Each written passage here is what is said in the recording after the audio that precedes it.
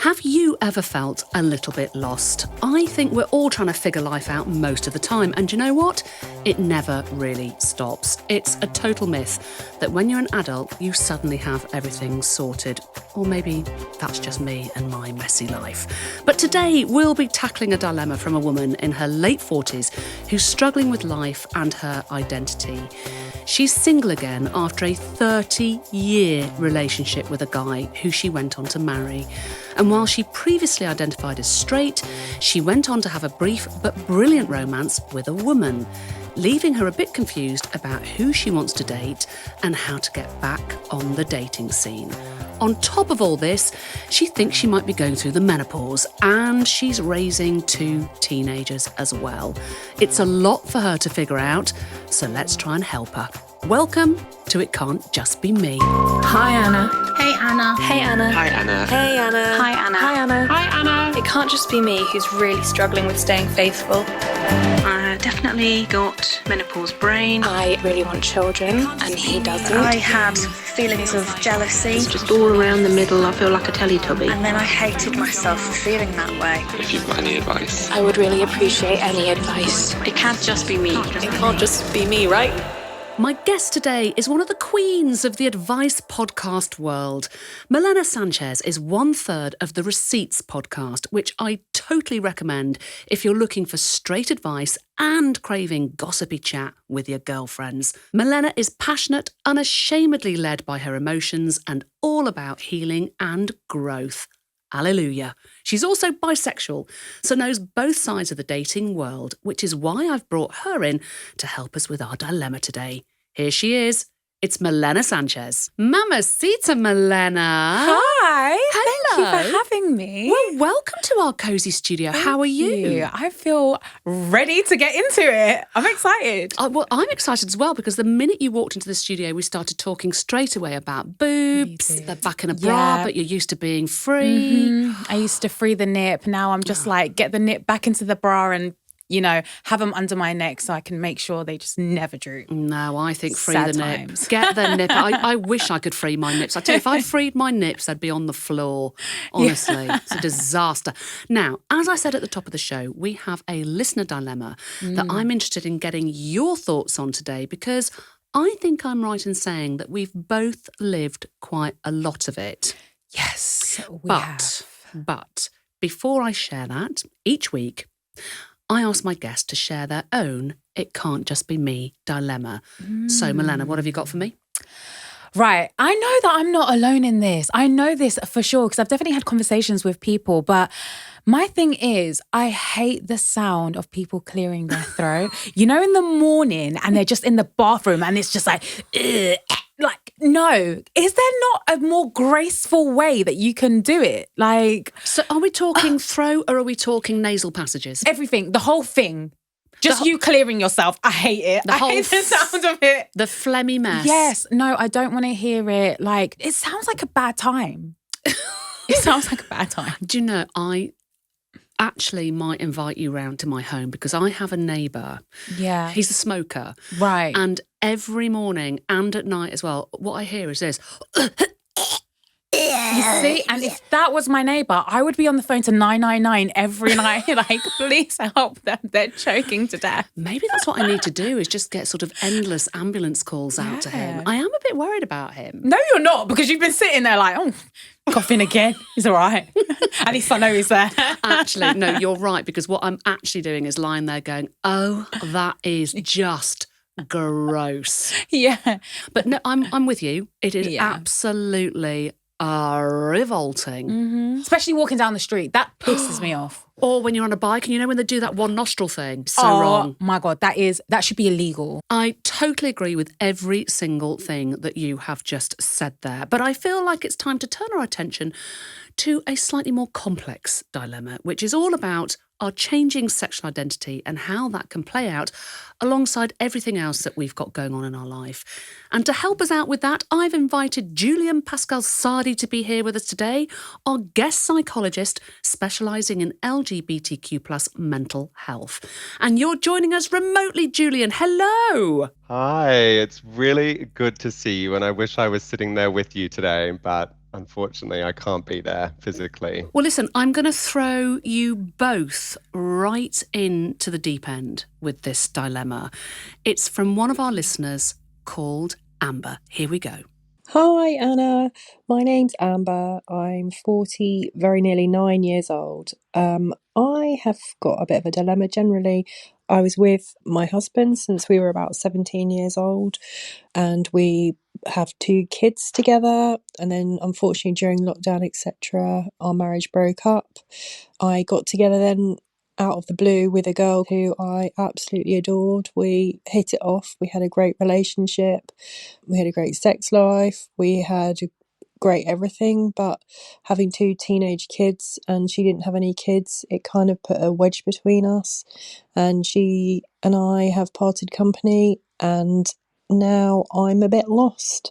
I feel like I'm going through the menopause a bit at the moment, and I'd like to get back on the dating scene again. I really want to find someone that I can just share my life with, and I don't know whether I'm looking for a male or a female. I always thought that I was just looking for men, and then she blew my mind and we had a great time together. So how do you deal with something like that when you don't even know which sex of a partner that you're looking for, and how do you even get back on the dating scene again? I've had a look at various dating apps, etc., but not really for me, and I feel a bit lost really. So yeah, any advice you could give, please? Thank you so much. Wow. Well, obviously there is so much going on there for Amber, and I have got a lot to say about this one. Amber, if you're listening, and I hope you are, I really do feel for you, because just that bit at the end as well, when you said, I just feel a bit lost really, my heart goes out to you. But Milena, what is your gut reaction to what Amber had to say there? My gut reaction is like, oh my God, how did you come out to your kids? That was my first initial reaction, because that within itself is such a difficult thing to do. I don't know if she has, but if she has, that is a very, very huge step, and obviously very commendable, because it's very scary. I've been in that situation before and it's very difficult. And well, how old is your daughter? My daughter is 8. And, she's very, very young to be sitting down and talking to her about the ins and outs of sexuality. But the whole premise was, when I actually came out to her, was loving whoever it is that you wanted to love, and not judging people on who they choose to be with. And also her understanding that she is going to be surrounded by people who live different lives to her. And, it doesn't matter what family dynamic anybody has, that they should never be ostracized for it. They should never be judged for it. Because I know in school, when she mentions, oh, I've got 2 mummies, some of the kids are like, you can't have 2 mummies, that's impossible. So it kind of like backtracks in her mind, like, oh, maybe this is wrong, I don't know. So there's a lot of questions there. But that also aside, I feel like there is a lot of pressure when it comes to dating and finding this one person that you need to spend the rest of your life with, and figuring out, am I gay, bi, straight, all of these things. And I feel like once you release the pressure of what am I labeling myself with, and actually just thinking, I want to find a person, whoever it is that I connect with, I think that will alleviate a little bit of, she sounds overwhelmed to me, 100%. Yeah. There's so much to say in what you've just picked up on there, I think, because in terms of labels, sometimes they can be unhelpful for people. I don't label myself. And I think in terms of Amber's dilemma, she's going, I don't know whether to go for a man, I don't know whether to go for a woman, I don't know what I am. Well, as you say, you don't need to label yourself. Yeah. Maybe just focus on find the person that you connect with regardless of gender, I think. And I think it's amazing because the pool just gets wider when you're into both anyway. So, true. It's one of those things where it's just like, I have a very strange relationship with labels, because I think sometimes it's great because if you feel lost in the world and then you find something and you feel like it describes you, you can attach yourself, and it's like, finally, I've got something there that makes me feel more seen and less. You've got your tribe. Yeah, exactly. But then also I do feel like it comes with this, oh my God, so I'm just that now. There's there's no other leeway for me to just go left or right. I've been straight my whole life, so that means I need to be straight. And this relationship with this woman, it was just, like a phase, or I was tired of men kind of thing. So I definitely am on the fence when it comes to labels and stuff. But Yeah, the label thing and how people react to it can really bother me. So the other day, I had a little holiday in Devon, and I was on my way back, and I stopped in Exeter for a bite to eat. And I was just sitting outside having a pizza, and my other half, who's a guy, had gone in to go and order some drinks.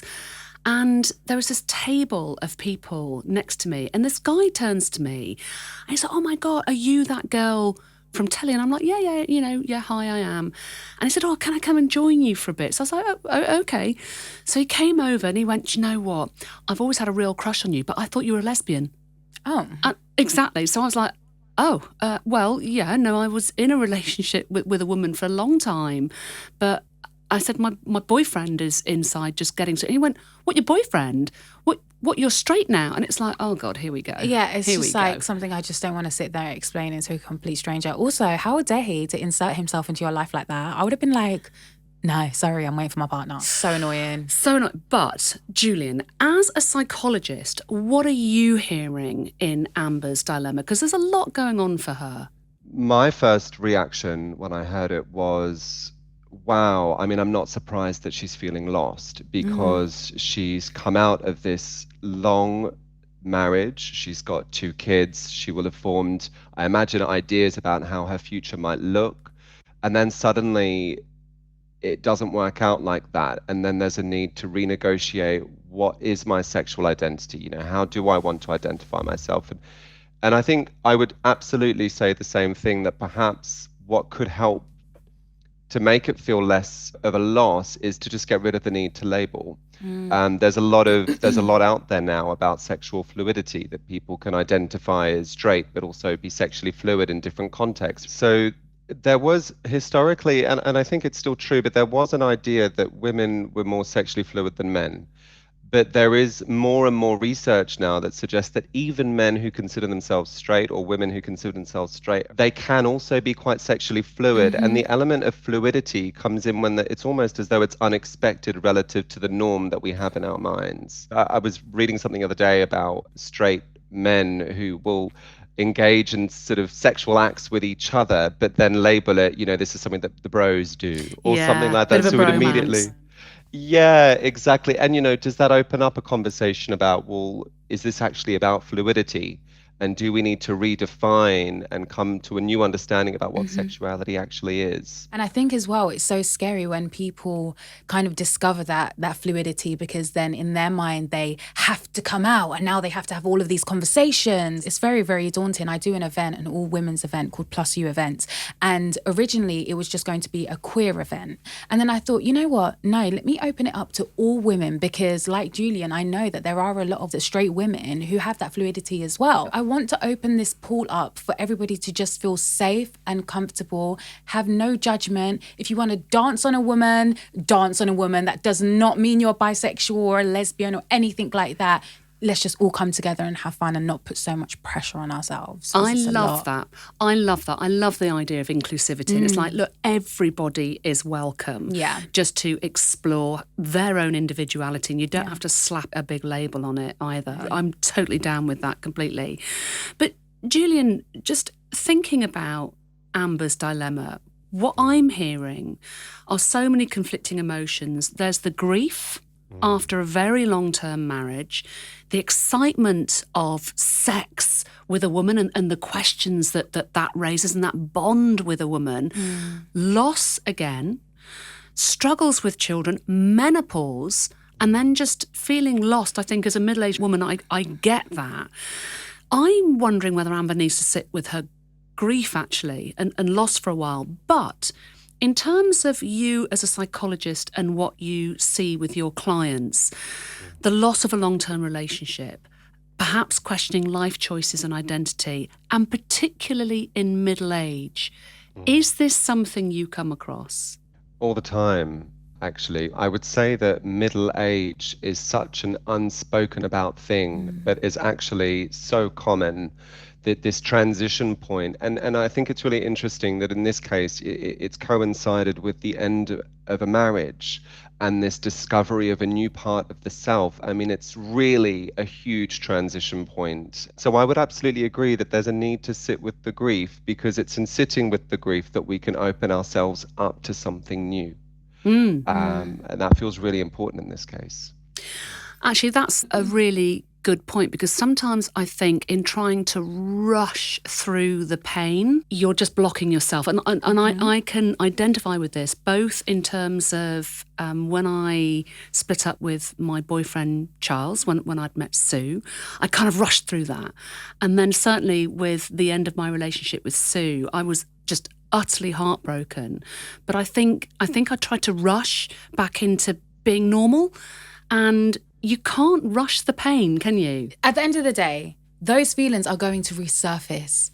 Whether that's today, next year, it doesn't matter. The amount you suppress it, it will show in how you treat another person in a relationship, or it will hit you 1 o'clock in the morning when you're laying down in bed, like figuring, what the hell am I doing here? But I do feel like there can be that self-discovery as well with a person there present. For me, I don't believe you have to be on your own and go through all of these things and then come back with somebody, and then you have to be ready. You know, in some scenarios, yes. But I feel like also people should be talking about you can grow with somebody else, and you can discover a whole heap about yourself with somebody else as well. I love that. I really do love that, because actually I think you're right that sometimes you don't just have to be single. If you enjoy being in a relationship, you enjoy being with somebody. And I don't have the answers sometimes. And I don't want to be sitting there reading books. I want to have a conversation with somebody. Let me learn something from you. You ask me all of these questions so I can see things from a different perspective. I guess that's a therapist as well, but also therapy isn't always obtainable for everybody. So well, we'll come on to that in a second actually. But Milena, just talk to me a little bit about your own life story, because you've been in relationships with men and you're a mum, as we know, but now your partner is a woman, and I think you've just moved in together, is that right? Yes. Congratulations. When did you realise that your sexuality was fluid? I was really, really, really young. I feel like I was about 9 years old.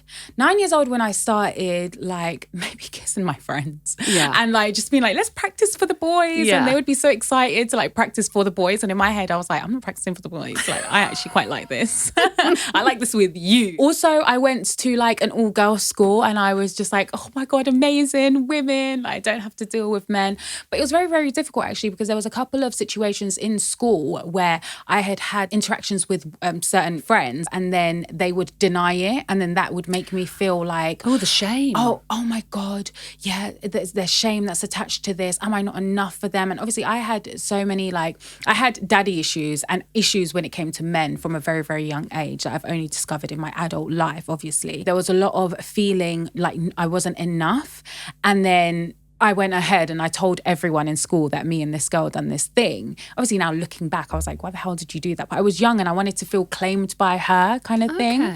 So from there, I was a bit oh gosh, maybe let me just keep this stuff low key and not tell anyone really about it. Because you were getting the reactions of, hang on a minute, being with a woman, being with a girl, being gay is not a good thing. And then thinking about coming out to other friends and family and stuff like that, I just wasn't ready. And then I met my daughter's dad when I was 16. And then we were obviously together just under 10 years and had Catalea.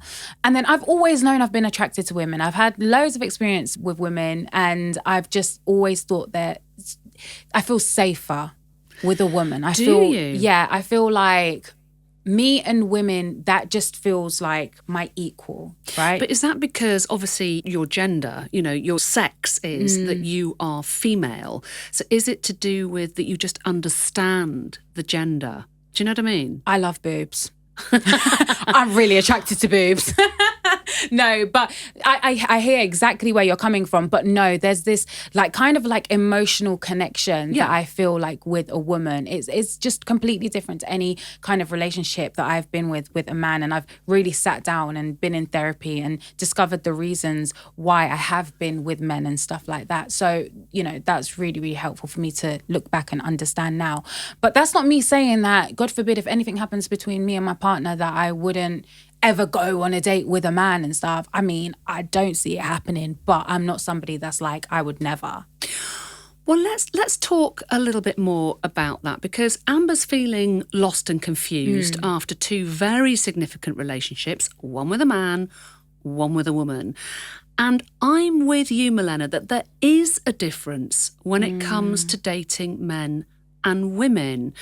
So how can Amber process those conflicting emotions, and how would you explain to her, I suppose, that there is that difference? And what do you think that difference is for you? First of all, I would let her know, Amber, if you're listening, please don't compare relationships between men and women, because it's completely different. Just the emotions and the intensity of relationships, they're just the opposite. You've heard of the term U-Haul, right? Oh, the U-Haul lesbian. Yeah. Like, you get together first day and you already come with a bag and that's it. Like, I am done. So in that aspect, I feel like women that love women, we just move at 100 miles per hour. I guess because we just feel maybe women are less afraid when all of these emotions are presented to them so early on. Whereas with men, it's like, oh my God, she's doing too much. Like, she's too needy. She's too emotional. It's all of this and that. But with women, we know what we want.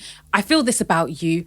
Fuck it. So you think that emotional intensity is reflected back with women because we are emotional beings. Yeah. And with open arms as well. You know, they're just like, yeah, I'm ready for it as well. Totally. I mean, Julian, let me come to you about that, because again, you know, you are a psychologist that specialises in LGBTQI plus mental health issues. Do you think there's a difference when it comes to having a relationship with a man versus having a relationship with a woman and everything in between? Yeah, absolutely. And I think what that also made me think about was, I would encourage Amber in this context to ask herself what it was about the relationship with the man, the ex-husband, or the husband, I'm not sure if there was a divorce, and with the woman, and what are the qualities of both that either were good or bad? Because I guess I'd also want to refrain from generalizing that all men are like X and all women are like Y, because of course they aren't. I'd be curious about what it is about both genders that is either something that draws her to it or sort of pushes her away in a way. No, definitely. I mean, I sort of wish she was in the studio, actually, because I would love to know that. But I mean, you're absolutely right, of course, Julian, to say that, you know, we cannot generalise in this way. Yeah. However, in my experience. In my experience, you know, having been with men, having been with women, I am with you, Milena, that there is an intensity in an all-female relationship that's quite extraordinary and overwhelming. It is very emotional. It is intense. It is, you know, full on. It's not for the faint-hearted. It's not for the faint-hearted. It's really not. And it can be really overwhelming. Whereas I think with the guys that I've been with, of course they're emotional. You know, of course I've fallen in love with them. I find, well, maybe it's just the guys that I've been with, much simpler. Yeah, no, 100%. I guess some men have a very kind of like linear way of living and viewing things. But you know what I was going to say, actually? I kind of feel like maybe that kind of love for women has always been there. But we have to remember, Amber got with this guy when she was 17. Yeah, child. That's really a very, very, very young age, you know, and most of us aren't brave enough to even act on what it is that we're feeling in that precise moment, because to society it isn't deemed as quote unquote normal. So maybe that's just like her younger self is just rediscovering. What? So you think she's actually doing some of her growing up? It's her inner teen, probably. Again, I think, Julian, you touched on this earlier on about the fact that middle-aged people, and she is nearly 49, that I can identify with this as a middle-aged person, that you do have that struggle around, hang on a minute, I'm going into the second half of my life. What does this mean? Who am I? Where am I going? And actually, it's kind of fucking downhill from here. So honestly, I mean, you guys are young, but I am telling you that when you hit 50, you suddenly have this nightmare moment of going, oh my God, if I'm lucky, I've got another 30 years left maybe. That's if I'm healthy and I'm lucky. So it really is a big moment, I think, of questioning. I mean, Julian, I know you touched on this earlier on, but again, does that resonate? Absolutely. And I also think the menopause aspect will be playing into this almost like an internalized ageism, that the older I get, it's a slippery slope towards death kind of thing. The meaning, that's this almost the stereotype, or the kind of, not that it's true, of course it isn't, but we feed into this idea. And also I wonder about the meaning of menopause and how society tends to view it as someone's sense of femininity or sexuality sort of goes out the window or something, like, which is of course not true. And yet these are the stereotypes that are maintained. So it makes me think of internalized ageism. It makes me think of internalized misogyny as well, around the sexual woman who loses her sexuality and all of these things. That is fascinating. I mean, obviously, as a menopausal woman, I have an awful lot to say about this. You are so going to get there, Milena. Give it another 30 years. I know, I feel so bad because I'm always like getting on to my mum about things and she's like, do you wait until you're my age? And I'm like, oh my God, you know what? Let me be nicer. Just Let me be more nicer, patient, Mum. Mum. I'm sorry. No, I'm loving what you're saying, Julian, about, look, there is internalised ageism here. There is internalised misogyny, because actually the menopause is a rite of passage that actually brings about freedom, and it brings about a renewed sexuality. We know what we're all about, actually, as women in our 40s and 50s, and we care less about what other people think. And I think there's a huge amount of freedom there. In fact, funnily enough, I was watching And Just Like That last night, which is the sort of ongoing seasons of Sex and the City. And all the women are now in their 50s, and I used to watch them when they were in their 30s.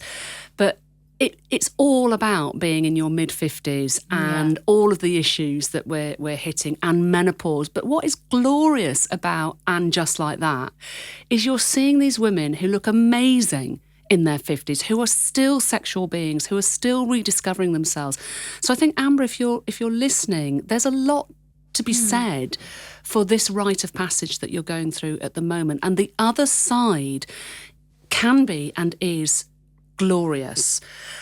So let's just talk a bit about, Amber was with her husband, as you've picked up on, Milena, for around 30 years. Oh my gosh. I know, right? I mean, that is just a long time. It's huge. It's a lifetime. Plus, she had another meaningful breakup with a woman, as we know, that she dated afterwards. All right, big question this. How do we know when we're ready to really love again? Oh, Julian, great question. Do you know what I mean, Julian, by that? Because I guess it touches on what I was saying earlier on about we run away from the pain of loss, and sometimes we just run straight into somebody else's arms to try and get away from the pain. So how do we know when we're really ready? I think this is such an important and interesting question. And my honest answer is, I don't think we ever do know when we're ready. I wish I had this kind of formula that gave us a sense of certainty, but I wonder whether the difficulty is the uncertainty. And, something that was mentioned earlier, this idea in society that we can't be in a relationship until we've done our own sort of internal work. And I understand where that comes from, but I wonder whether it's too black and white, and that actually a lot of work is done in the context of a relationship. But I do think this is about the grief as well. How do we make room for someone else if our hearts are already filled by something that's no longer there? So it's, how do we open up the space? That is so beautifully put. And it is so important that you've said that, because, yes, I think that sometimes we do rush into something else. And as you say, your heart is still filled with somebody else, with the grief of loss.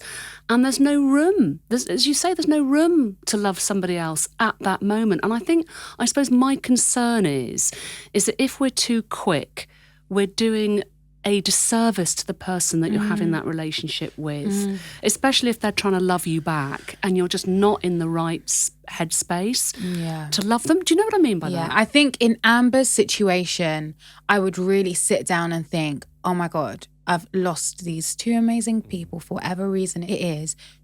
Should I now be looking to find different avenues and ways to be getting into something with somebody else. Because I personally don't feel like she's sat down with herself and just been like, right, let me feel everything. Let me feel these losses. Let me feel the pain. Let me feel that hurt. And let me just try and not live my life being affected by all of this, you know? I think it's fear of feeling all of that. Oh, yeah. That moment you sit down and you feel that kind of overwhelmingness of anxiety, of that grief, and it's like, where the fuck am I going now? Nobody wants that. No. Nobody wants to go through that, but it's vital. And it's so essential for our personal growth to do that. And listen, I'm not somebody that's above anyone that's just like, you know, anytime I go through pain or anything like that, I'm like, yes, growth, go me. I'm blossoming, fantastic. No, I don't. I try to run away from it as well. But it does get to a point where it's just like, Milena, baby girl, sit down. Let's figure this out. Now, I want to take what you've just said there, Milena, and move that into some clear, concrete advice for Amber, because she has said that she's keen to get back on the dating scene. So look, to both of you, what should she do? If she's up for dating, what should she do? She's 49. Yeah. Are we talking about dating apps here, or are we talking about, you know, joining clubs, speaking to friends, getting out there? What are we saying? Do it all. I say do it all. Why constrict yourself to just one? Go on the dating apps. Add your picture to all of them if that's what you want to do. Go out, meet new people. Tell your friends, hey, have you guys got anyone for me? Put yourself out there. Be open-minded. Don't worry about, you know, if they're a man or a woman. Just go with the flow of life. So, a question here. If you're going on a dating app and you're interested in men and women, do you put that on there? I mean, you know, how do people react to that, though? I would. But like I said, it depends if that person's out or not. Do you know what I mean? So it depends if they want that information out there. I think maybe this is why it's good for you to take charge in who it is that you find attractive. So if you see somebody's profile and you fancy them, you message them. So then that way it's a little bit easier than you putting it out there if you don't want it to be out there. But if you do, 100%. Love that. So, Julian, what concrete advice do you have for Amber? How should she be navigating everything that she's going through right now? I mean, we're talking about understanding sexual identity, being a mum, and going through the menopause. So, as a psychologist, if she were your client, what would you be saying right now? Getting back into the dating pool can happen at the same time as sitting with the feelings. Because I would, if this was my client, I would be a little bit concerned about how quickly things are going. There's this real sort of push into, and I must understand my future and what this means about me. And although that's also important, it's not forgetting to mourn what's happened. So definitely get out onto the dating sites and see where you gravitate towards without sort of judging yourself at the same time and trying to label yourself too quickly, because things are potentially quite fluid, and that's okay. Again, I love that you can hold both the concepts at the same time, which is I'm grieving the loss of two big relationships. However, I'm moving forward and I still want to try and get back out there. The two can coexist, can't they? Yeah. 100%, absolutely. It's just about really tuning inwards. You know, what am I doing here? Am I avoiding, or am I in touch with my pain and moving outwards at the same time? So it will demand a level of internal kind of awareness, I guess, to know whether she's being a bit more defensive or whether it's a genuine kind of holding both feelings together at the same time. Milena, Julian, thank you so much to the both of you. And Amber, if you're listening, genuinely, please do keep in touch and let us know, about your dating adventures, but also just, you know, how you are navigating the menopause and this midlife point that you find yourself in. I'd be really interested to know. So just go to itcan'tjustbeme.co.uk and click contact us. I will be on the other end of a screen waiting for news. Now, you two, I know that you've got smiles on your faces because you think you're done, but you're not, because I'm going to put you right back on the spot with two quickfire dilemma questions. Are you ready? Let's go. This is from Emma, and I'll be reading her message out. Hi, Anna. I've been seeing my counsellor for 4 sessions now, and it's been great. Personally, I don't feel like I'll get any more out of my sessions, but my counsellor is being quite pushy about me having 8. It's very possible he's right, and I could benefit from more sessions, but it's expensive, and I really think I've made some big strides already. So how do I break up with him? For now, at least. I mean, Julian, you're a psychologist. What are we saying here? Yeah, I think this is a very interesting one. I would encourage this individual, Emma, to wonder, what is it about just breaking things off? So she's acknowledged money is tricky, that it's a little bit expensive. So what's stopping you, Emma, from just acting on that? That being said, back to this idea of holding different realities, is how can you potentially make that decision whilst also listening to whether your therapist has anything valuable to add in this context? You said maybe they're right, maybe it would be helpful to stay. So how can you stay with those realities, both your kind of perhaps desire to end with your therapist thought that maybe it could be helpful to stay? How can you come to a decision by holding both of those in mind? Right. I'm going to push you a little bit on this, Julian. So what are we saying? Because as a psychologist and having your own clients, are we saying that Emma is avoiding a little bit? Or are we saying that she's like, yeah, I don't really have that much of a rapport with this guy and I just want to get out? Yeah, that's what I think. Is that what you're seeing, Milena? Yeah. As a psychologist or as a therapist or whatever it is, I've come to you, I'm paying you for a service. And I understand that you may think that I need a few more sessions, but also I am me. And I feel like there has to be that level of respect there where it's like, if I'm feeling like I am done here, whether that's money or I'm not getting much out of this, there would be in no world where I would say to that person, but, you know, you should do 4 more sessions or you should do this. I'm sorry, it's not by force. Email that person and that's it. Keep it moving. I don't understand why there's just a long thing with it.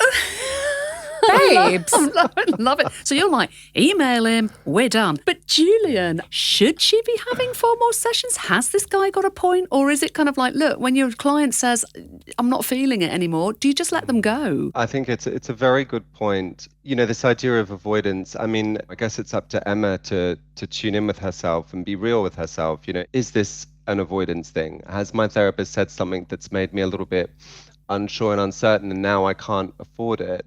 Or is it that genuinely the rapport's not there? So I think it's about having that sort of frank conversation with yourself. Yeah, I think you're right. Yeah, the honest conversation around, is this really about money? Have you done the work or are you avoiding? Maybe he's a weirdo. Exactly. He might smell. Yeah. Maybe. Do you know what he might be doing? Clearing his throat. He's doing... He's definitely doing that. Yeah, that's why that she business. wants out. Oh, get out. Okay, our second quickfire dilemma is an email from Sophie. And Sophie wants a bit of advice about how to speak about money in her relationship. Oh, God. Hi Anna, I was hoping you could help me with my dilemma. It can't just be me who finds it awkward to discuss money with my partner. We've recently had a baby and I went back to work part-time so I could look after our baby 1 day a week. And this means we don't have to pay for nursery full-time, which is really costly. Because of this, I've taken a pay cut of about £300 a month. My partner earns more than I do, and at the end of the month, I feel like I have no money left, whereas he does. We split our bills mainly 50-50, but I feel he should be paying more than me since I'm earning less. I find it awkward to have a discussion about it, and I don't know the best way to do this. Any help would be appreciated. Thank you, Sophie.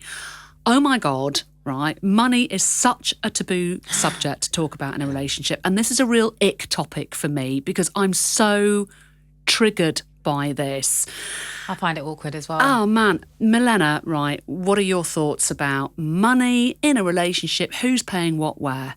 I feel like in her position, you've had a whole baby with this person. Like, yo, like I'm earning less.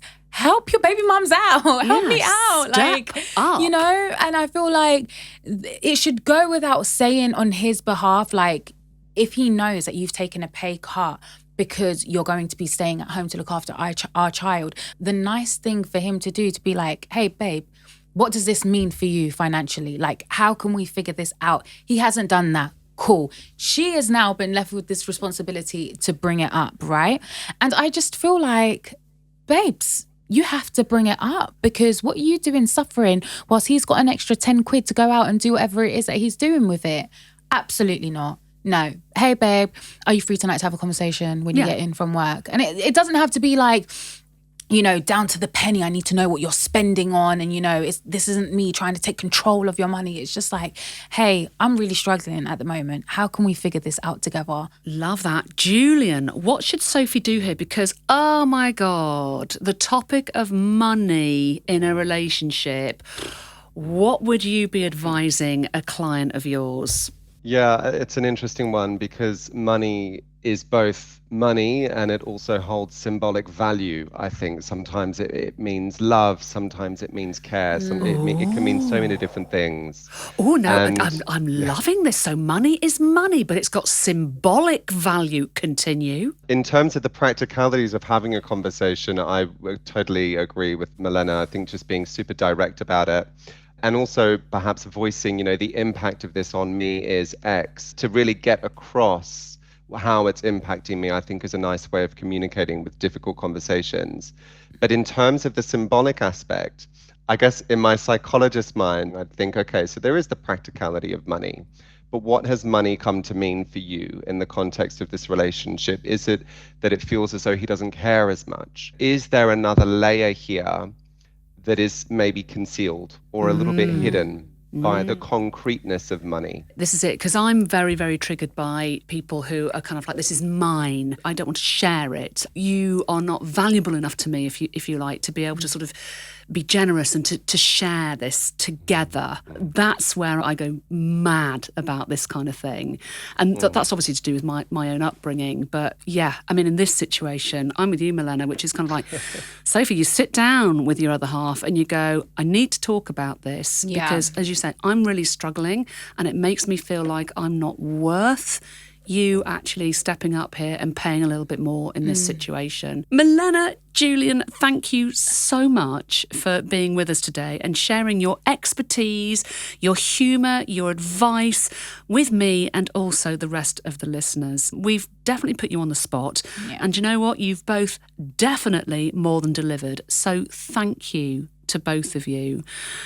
And I'll be back next week with a new episode of It Can't Just Be Me. But if you have a dilemma and really need some advice, then drop me a voice note at itcan'tjustbeme.co.uk or you can email itcan'tjustbeme@podimo.com.